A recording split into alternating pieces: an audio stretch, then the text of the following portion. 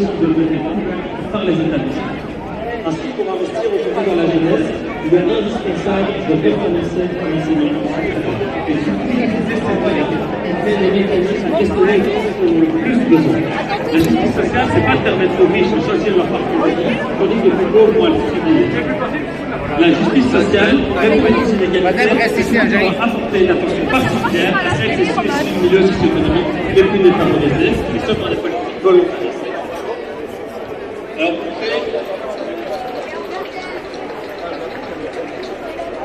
Alors pour créer une école productrice d'égalité, ceci permet à chacun et à chacune d'avoir accès à la même éducation.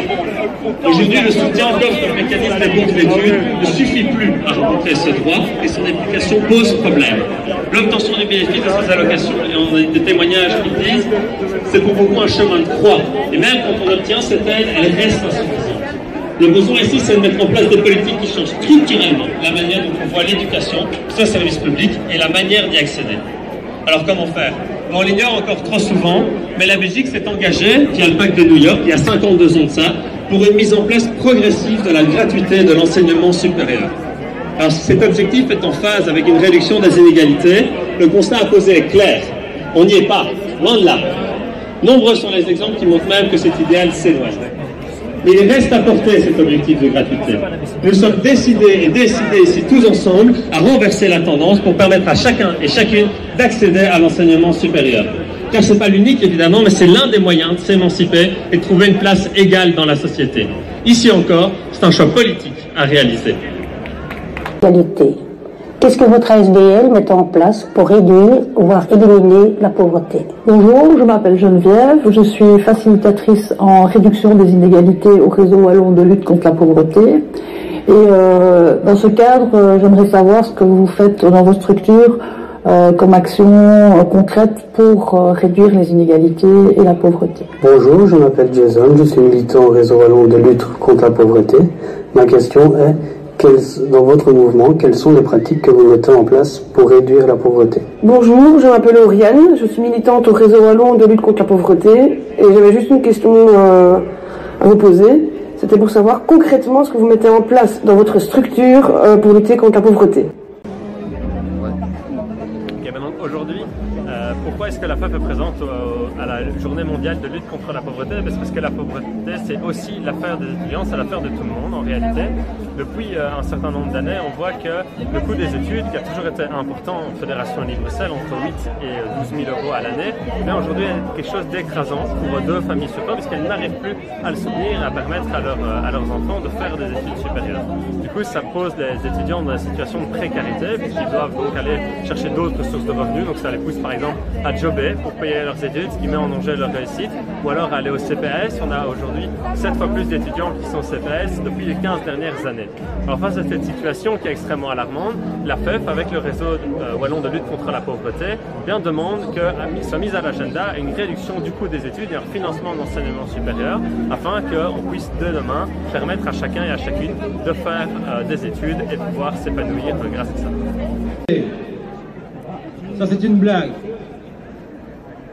Les portes du pénitencier.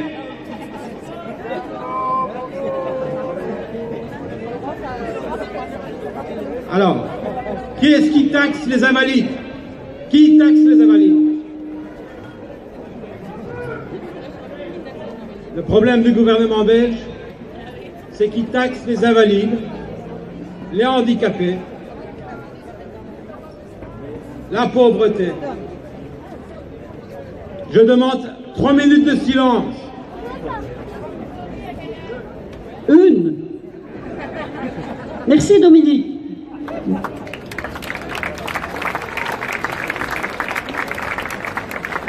Merci Dominique. Alors, on arrive tout doucement à la fin de nos prises de parole. Simplement vous dire, le thème c'est la violence. On n'en veut plus, on l'a dit dans la manifestation.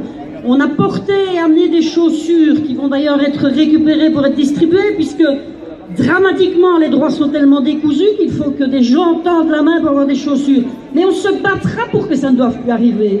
On refusera les œuvres de charité. On n'acceptera pas que le service public de la RTBF squatte la journée du 17 octobre pour lancer sa campagne Viva for Life. C'est indécent, c'est honteux, c'est à dénoncer. Dès ce matin, en ouvrant la radio, on entendait la RTBF profiter du travail des autres, profiter des pauvres, profiter des vrais qui combattent pour les politiques structurelles pour lancer sa politique promotionnelle pour Vivacité à travers Viva for Life. C'est un scandale qu'il faut dénoncer. Une télévision de service public ne peut pas voler cette journée aux gens qui sont concernés.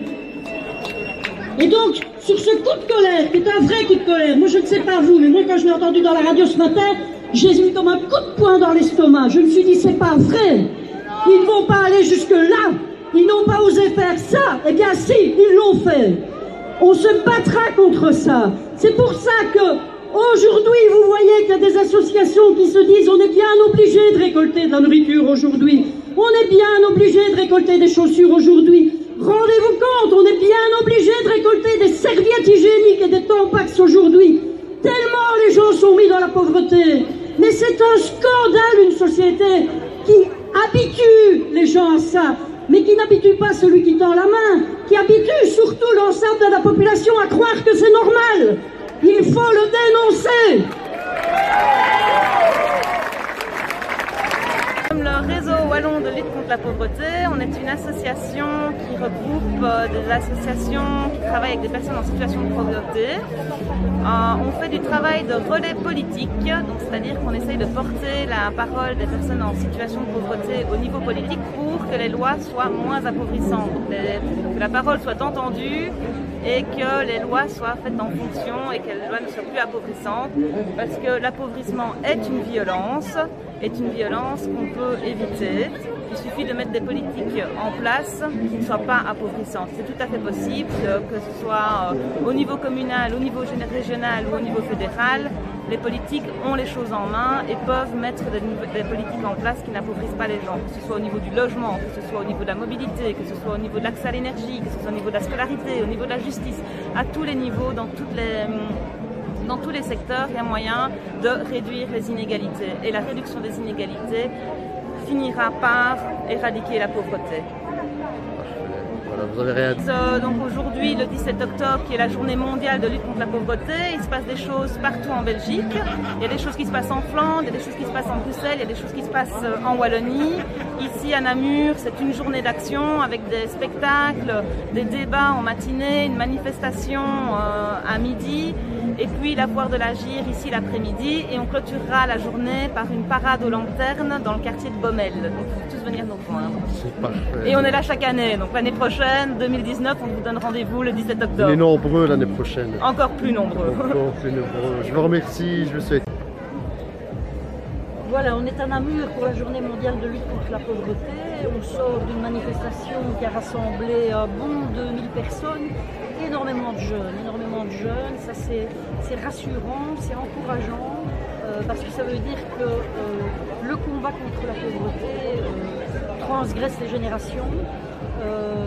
Et tant mieux, maintenant c'est aussi un peu déconcertant évidemment de voir qu'il faille s'y intéresser encore de façon aussi importante. Alors on a voulu faire passer un message qui est de dire stop à la violence par l'appauvrissement. On n'en peut plus de voir appauvrir les gens. On veut faire passer le message que non, ce ne sont pas les gens qui ne veulent pas travailler, c'est l'emploi qui s'est éloigné des gens. Non, ce ne sont pas les gens qui ont un problème avec le logement, c'est le logement qui est insuffisant, qui coûte trop cher, il n'y a pas assez de logement social. Non, ce ne sont pas les gens qui ont des difficultés à l'école et des enfants qui ratent à l'école, c'est l'école qui rate avec des enfants. Non, les gens n'ont pas trop de revenus et quand ils s'adressent au CPS, ils ne sont pas des abuseurs et des tricheurs, c'est qu'ils en ont absolument besoin. On a l'impression que les réponses qui s'organisent aujourd'hui sont toujours plus le contrôle social, toujours plus intrusives, toujours plus de demander aux gens de se déshabiller pour prouver suffisamment qu'ils sont pauvres. Toujours plus se sentir redevable parce que l'État intervient en matière de sécurité sociale, parce qu'on est malade, parce qu'on est chômeur, parce qu'on est bénéficiaire du risque. Or ça ne va pas, les gens ils ont envie de sortir de la pauvreté, ils ont envie d'avoir une vie normale, ils ont envie d'être émancipés, d'avoir de l'autonomie, ils ont envie de donner de la perspective à leurs enfants. ils ne désirent pas rester dans cette situation. Et donc c'est ce qu'on dénonce dans cette journée mondiale de lutte contre la pauvreté. On dit ça suffit, ça a trop duré.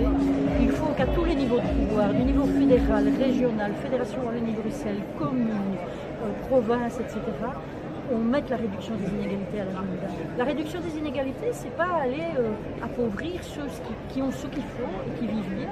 Ce qu'on veut, nous, c'est que toutes les personnes appauvrissent aient ce qu'il faut et vivent bien. Mais la réduction des inégalités, c'est répartir quand même les richesses qui sont captées par une partie de personnes qui possèdent trop les finances, possèdent trop de patrimoine, ont la main sur les outils culturels, ne désirent pas partager les connaissances, etc. Là, il faut agir résolument, il faut agir à travers une politique fiscale. Ce n'est pas normal que la fiscalité aujourd'hui soit défavorable aux gens les plus faibles. Aujourd'hui, on voit bien que la fiscalité est plutôt organisée pour les gens qui peuvent faire de l'ingénierie fiscale, qui peuvent avoir recours à des avocats, juristes et autres fiscalistes qui organisent une évasion fiscale ou de l'optimisation fiscale tout à fait légale, ce qui empêche de permettre de rentrer de l'argent dans les caisses de l'État. Et donc on dit que c'est les services publics qui coûtent trop cher, mais en fait on ne va plus chercher l'argent là où il est. On a réduit le nombre de travailleurs qui peuvent agir sur la fiscalité, etc. Donc voilà, cette journée, elle est là pour ça. Elle est là pour dire les gens ont des choses à dire. On a entendu des personnes qui ont connu la pauvreté dénoncer cette violence et dire qu'il fallait aller vers autre chose. On a une foire de l'agir avec des propositions intéressantes en la matière. On a des spectacles de théâtre suivis de débats, des ateliers. On voit qu'il y a une grosse mobilisation. Avec les gens qui étaient là le matin à la manifestation, on va être une journée, il y aura eu entre 4 et 5 000 personnes aujourd'hui mobilisées à Namur, mais on n'est pas que mobilisés à Namur. Et donc on se battra pour des droits. Et comme on se battra pour des droits, aujourd'hui dans les stands d'ici, il y a des acteurs qui expliquent qu'est-ce que c'est cette inégalité, comment on peut la réduire. Depuis la fiscalité, ici à ma droite et puis tout autour. Ici devant, des militants et des animateurs du réseau ont créé des blocs pour symboliser les inégalités. Et dessus, il y a des chiffres, il y a de quoi discuter. Vous allez venir, vous allez vous approcher. Il faut comprendre, il faut s'en saisir. Il faut dire, ça suffit. Il y a trop longtemps qu'on attend. C'est intolérable, c'est inacceptable. Alors pour terminer simplement, on sort d'une élection communale. On a battu le pavé aussi pour faire campagne. On a essayé de dire, on va aller leur dire, est-ce que dans toutes les communes wallonnes, alors que tous ceux qui ont quelque chose à voir avec les communes wallonnes aujourd'hui, qui ont un mandat, qui ont été élus, qui ont un peu d'influence, l'obtiennent, le portent, aillent le défendre, désigner dans le collège une personne qui est en charge la réduction des inégalités, pour obliger les chefs qui a le logement à le réfléchir en fonction de la réduction des inégalités, celui qui a l'enseignement à prendre des décisions en fonction de la réduction des inégalités, celui qui a l'accueil extrascolaire, la même chose, etc., etc. C'est possible. Il faut cesser de dire que c'est l'autre niveau de pouvoir qui a à s'en occuper. C'est à tous les endroits qu'on doit s'en occuper et qu'on doit en avoir la préoccupation. Et donc on a fait ça pour les élections communales et on va continuer à le faire. Et puis on part évidemment vers des élections régionales, fédérales, européennes. Aucune raison de s'arrêter. On restera sur le thème de la réduction des inégalités et on va lancer une campagne avec nos militants qui ont enregistré des questions. On a les premières questions qui arrivent, qu'ils vont aller poser aux organisations associatives, aux grands mouvements d'éducation permanente, aux partis politiques, etc., tout au long de cette campagne. Et vous allez entendre les 5 premières questions qui ont été créées, c'est très court. C'est un peu répétitif de les entendre comme ça l'une après l'autre parce qu'elles seront utilisées individuellement, mais ça vous dit comment les témoins du vécu militant s'investissent au réseau. Et aujourd'hui, il y en a partout qui se sont investis. Il y en a qui ont réfléchi aux slogans, qui ont réfléchi aux bannières, qui ont construit des podiums. Nos homologues et des associations et des personnes en situation de pauvreté qui sont mobilisées sur Bruxelles, qui sont mobilisées un peu partout en Flandre, dans certaines autres localités en Wallonie, je pense à Hatt, je pense à Liège, enfin, etc. Donc, si on est entre 4 et 5 000 aujourd'hui à Namur, on est vraiment des milliers sur l'ensemble de la Belgique. Donc ça représente quelque chose, tout le monde n'est pas concentré au même endroit, mais le politique doit l'entendre. Et il doit se dire aussi que la population commence à en avoir assez. Et donc, il serait temps qu'ils prennent en compte les propos de la population et qu'ils considèrent qu'elle peut être à égalité avec eux pour faire des propositions et pour que les choses changent. Parfait, parfait. Ça va ?